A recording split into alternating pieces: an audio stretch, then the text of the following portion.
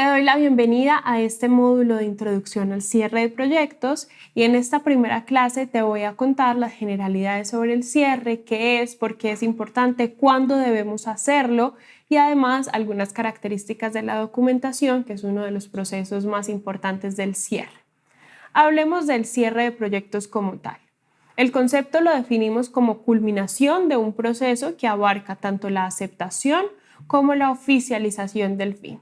Entonces aquí hay varias cosas. Primero, la aceptación, que tanto ambas partes, si es que estás trabajando con un cliente interno o externo que pueda ser otra área de tu organización, deciden que lo que tú entregaste está bien y cumple con el alcance y requerimientos que se levantaron en cierto momento, y además la oficialización del fin es esta otra parte de sí, ya lo aceptaste, pero ven, formalicémoslo.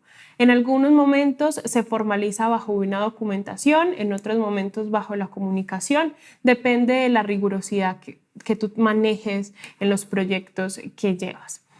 La importancia de hacer cierre es consensuar entre ambas partes que el proyecto que venían llevando llegó a su fin.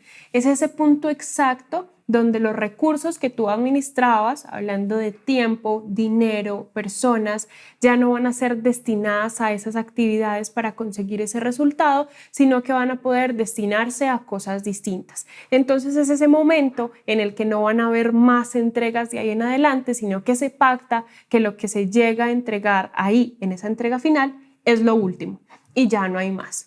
Veamos cuáles son esos momentos en los que se hace cierre de proyectos, cuáles son los diferentes casos y escenarios. Puede ser cuando termines y cuando cumplas con los requerimientos y alcance. Puede ser que tú tengas un plazo final para que esto ocurra, pero el cierre real de un proyecto se va a dar cuando termines de cumplir todos esos requerimientos que se levantaron previamente junto con tu cliente, persona externa o interna a tu organización. Una vez se haga esto, debe haber una entrega final, una entrega que además se socialice para que ambos estén de acuerdo con que sea el momento de finalización. Así como existe un caso ideal, puede darse ese caso en el que tu cliente no necesariamente esté satisfecho con lo que entregas, aunque hayas cumplido con los requerimientos previamente levantados desde el alcance. Aquí es donde tenemos que devolvernos a esos criterios de aceptación que debimos haber definido previamente, que también van en conjunto con esos criterios de calidad que tienen dentro de tu empresa. Si dentro de tu empresa tienes un equipo encargado de revisar que todo está bien y además cumple con los criterios que pactaron previamente, puedes hacer esta entrega y mostrar y evidenciar cuáles fueron esos puntos que definieron, así tu cliente no esté contento. ¿Esto qué implicaciones puede llevar? Que tu cliente no renueve contigo, que tu cliente no te vuelva a buscar para crear proyectos. Hablo de cliente como persona externa a la organización, pero también a equipos de trabajo dentro de la misma, pero lo que puedes hacer es precisamente balancear qué tantos recursos estás invirtiendo en esto que estás haciendo y qué tanto podría significar perder a un cliente o a un interesado como los que llevas en este momento. Otro de los casos en los que se puede hacer cierre de proyectos es cuando se acaba el tiempo.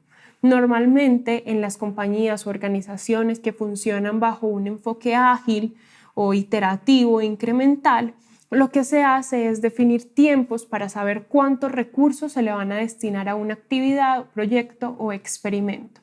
Si, por ejemplo, tú no eres project manager, sino que haces parte de un área de una compañía, lo que puedes hacer es probar si algo está funcionando, pero no vas a probar un año, porque entonces, ¿cómo saber en qué momento parar y cambiar de dirección o seguir y potenciar lo que estás haciendo? Pues debes definir previamente estos tiempos de corte en los que vas a hacer cierre y vas a preguntarte si seguir o no con lo que vienes desarrollando. Un punto clave en todo este proceso de cierre de proyectos es la documentación. Podemos decir de alguna manera que cerrar es documentar y además comunicar, pero preguntémonos qué documentar. Primero, que hubo una aceptación final de tu cliente o de la persona con la que venías trabajando de lo que tú ya entregaste, que dijo, listo, esto nos funciona, estamos de acuerdo con esto y sigamos entonces en el proceso en el que te pago dependiendo de cómo se haya pactado desde el contrato inicial.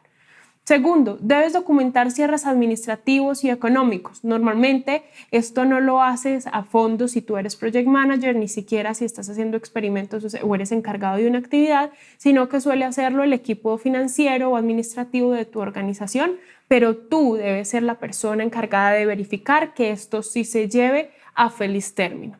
Y número 3, lecciones aprendidas.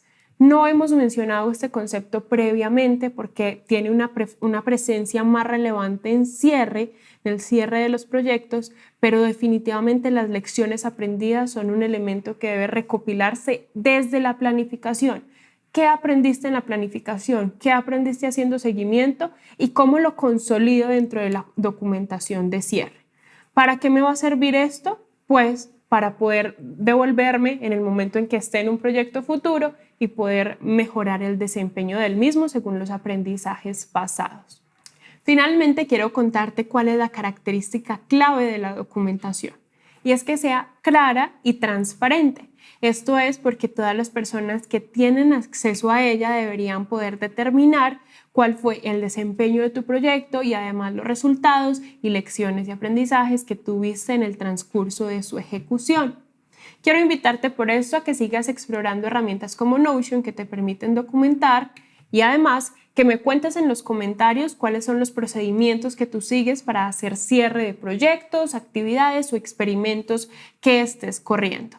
Descríbeme también cuáles son esos errores y cuáles son esos obstáculos con los que te encuentras usualmente en el momento de hacer cierre, si es que lo haces. Te espero en la próxima clase donde veremos cómo hacer una cultura de cierre.